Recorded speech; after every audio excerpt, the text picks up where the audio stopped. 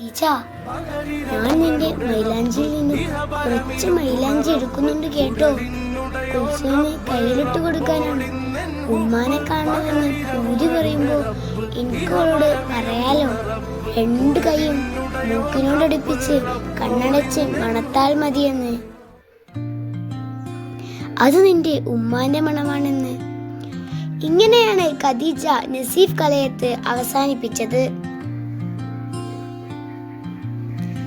പ്രണയം വല്ലാത്തൊരു ഹലാക്കാണ്.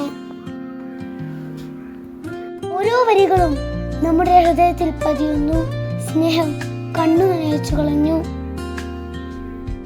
സ്നേഹിക്കാൻ മാത്രം അറിയുന്ന അബൂക്ക, സ്നേഹിക്കപ്പെടുന്നതറിയാതെ മറ്റൊരാളുടെ ഭാര്യയെ ജീവിച്ച ആയിഷ, സ്വന്തം ഭർത്താവിന്റെ മനസ്സറിഞ്ഞ് മനസ്സിലാക്കും ഖദീജ, എന്തിനും ഏതിനും കൂടെ നിന്ന ഹസൻക, മരിച്ചാലും മറക്കാനാകില്ലെന്ന ഓർമ്മപ്പെടുത്ത ഒരു ജീവിതം.